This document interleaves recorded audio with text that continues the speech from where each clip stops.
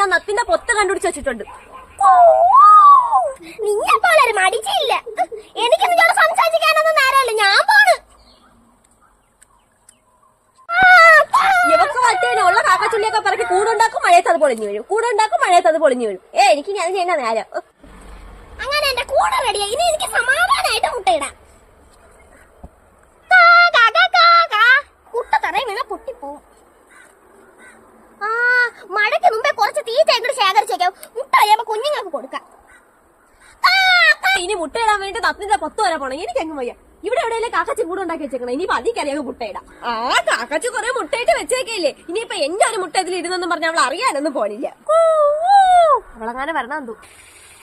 കാറ്റടിച്ചെന്ന് തോന്നുന്നു കൂടനങ്ങി ഇരിക്കണ്.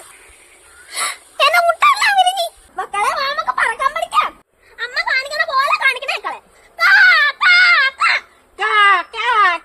ഇനി മക്കളെ കാണിക്കേ.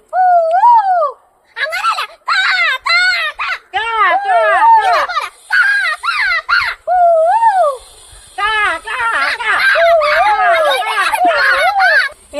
മുട്ട വിരിഞ്ഞ